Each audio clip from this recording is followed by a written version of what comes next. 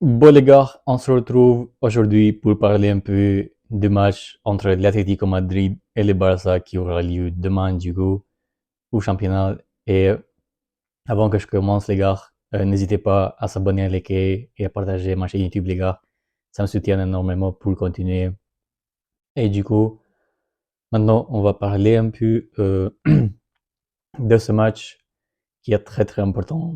Et là les gars, euh, pour l'instant, on est les premiers, les gars, mais par contre, les matchs de demain, tout peut changer, tout peut basculer, parce que si jamais Barça ne gagne pas, euh, on va être les leaders toujours, mais le Real Madrid qui auront du coup l'autre match et s'ils gagnent, du coup, ils vont repasser encore le leader. Donc là, les gars, il faut pas s'enflammer de, de cette, comment dire, euh, point que on a sur l'Atlético Madrid parce que, comme j'ai dit, demain ça va être très très compliqué en plus avant d'un Metropolitano, un stade qui est trop difficile. Euh, les supporters de l'Atlético d'un côté, Diego Simeone et les gars d'un côté, l'Atlético qui joue du coup bloc bas aussi. C'est compliqué parfois, après pas toujours parce qu'on l'a vu la saison dernière on a mis beaucoup de buts quand même, mais il y a des matchs du coup que il met, enfin en fait, il met tout le temps les buts, mais il y a des matchs que ça va être compliqué. Du coup, c'est compliqué à marquer un but. Donc il faut faire attention les gars. En plus, il y a la contre-attaque après. Julian Alvarez les gars, c'est un joueur exceptionnel et personnellement moi je le signe au Barça si c'est possible à la place de Lewandowski. Donc il faut faire gaffe de Alvarez et puis Sorloth, les gars aussi. Parce que c'est un joueur qui aime beaucoup marquer contre le Barça. Après, ils ont d'autres joueurs aussi. Ils sont une belle équipe quand même, les gars. Des Griezmann, des Coquet. Franchement, ils sont une belle équipe. Donc, demain, ça va être très très compliqué.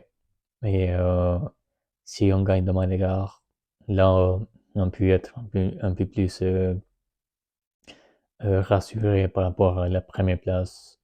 Parce que comme ça, on va prendre du coup un écart de 4 points du Real Madrid. Donc, c'est pour ça que demain, les gars, il nous faut la victoire obligée. C'est une victoire obligée, les gars. Parce que, en plus, là, cette saison, on n'a jamais gagné un match contre une grande équipe. Après l'Atlético Madrid, les gars, je dis pas que c'est une très très grande équipe quand même, sans manquer de respect, mais bon, c'est une bonne équipe pour retrouver un peu aussi le moral de Barça.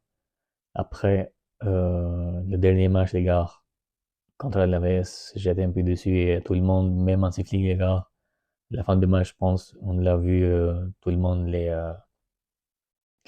photos, les vidéos avec Rafinha, il était dessus parce que l'équipe, voilà, ça ne performe pas en fait comme la saison dernière.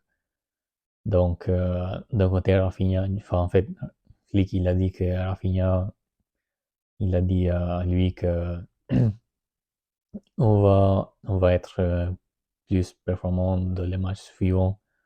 Donc, on espère ça quand même, les gars. Mais avec une défense comme ça, les gars, je suis désolé, mais là,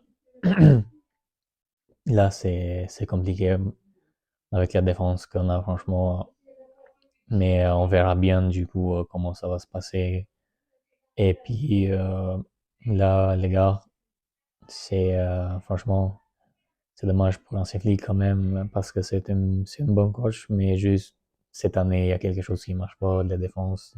Comme j'ai dit, Inigo Martinez qui est parti, ça a laissé un grand trou, j'ai l'impression, dans la défense. Donc c'est pour ça aussi qu'on prend des buts chaque match, les gars. Et demain, je suis sûr et certain qu'on va prendre un but ou deux buts. Mais bon, on verra bien quand même aussi, avec le retour de Rafinha qui va faire du bien. Euh, Parce que là, contre la Sénégal, on l'a vu la différence quand Rafinha il est là, les gars, avec Pedri aussi. Pedri, les gars, c'est lui qui a dit qu'il va jouer peut-être 60 minutes ou 70 minutes. Donc, il va jouer quand même, les gars, Pedri, une grande partie du match. Et on verra bien comment ça va se passer demain, les gars, du coup, ce match. Et puis maintenant, je vais vous donner ma compo. Et voilà ma compo pour ce match, les gars. Du coup, Johan Garcia au but. Et puis, Kubarsi avec Christensen, les gars.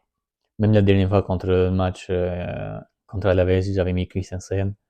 Et bon, c'est flic que je comprends pas en fait pourquoi il ne met pas Christensen parce que vu que il voit en fait la situation, surtout la défense qui va mal, pourquoi tu ne mets pas Christensen? Parce que Christensen, il a fait des bons matchs quand même s'il a joué très peu. Donc, pourquoi pas de tester Christensen? C'est ça qui m'énerve avec Flick d'un côté parce qu'il fait pas de bons choix parfois. Donc, moi, je mettrais Christensen quand même. En plus, comment dire, il est grand taille aussi. Il peut dégager des ballons, par exemple, s'il y a des corners pour Atlético Madrid ou parfois c'est un joueur qui marque aussi des buts de la tête. Donc, pourquoi pas Christensen dans ce match? Et puis, Balde, les gars, avec Eric Garcia. Je mettrai Eric Garcia sur le côté, les gars, parce que Koundé, là, en ce moment, il va pas bien, les gars. Il va pas bien. On voit tout le monde que là, il a baissé son niveau.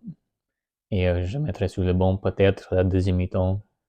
Mais je peux pas mettre Koundé titulaire, les gars. C'est pas possible en ce moment, en tout cas. Et du coup, Pedri avec Casado.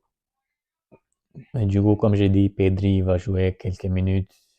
Et puis, Casado, du coup, à la place de De Jong. Je sais que De Jong, les gars, là, il est de retour, mais dans le gros match, les gars, je suis désolé, mais moi, j'en ai marre de Frenkie De Jong. Voilà, il est mauvais dans le gros match, les gars. Il fait pas la différence. Il fait même pas un passe D. Euh, en plus, il marque pas aussi de buts. Il tente presque jamais de marquer des buts, les gars, de loin, par exemple. Jamais. Donc, je mettrais Casado quand même parce que il a un peu plus d'agressivité, je trouve. Et puis, Dani Olmo à la place de Fermin, vu qu'il est blessé. Et puis, les gars, on attaque Rafinha, Rashford et la minimale. Je mettrais Rashford, les gars, parce que Lewandowski, là, dans les gros matchs, c'est plus compliqué pour lui. Et contre l'Aves, par exemple, les gars, même contre l'Aves, il faisait des erreurs. Par exemple, dès qu'il avait la balle, il prend beaucoup de temps à faire un passe, les gars. Il est trop lent, en fait. Il prend trop de temps alors qu'il faut faire la passe. En plus, il sait qu'il n'est pas un dribbleur. Il a jamais été un bon dribbleur dans sa carrière, les gars. Donc, je comprends pas pourquoi il exagère parfois comme ça. Donc, je mettrai quand même Rashford, les gars, vu qu'il est plus jeune aussi. Et puis, voilà, les gars, c'est ça ma compo. Dites-moi en commentaire si vous êtes d'accord avec moi. Et moi, je vous dis à demain. Prenez soin de vous. Ciao.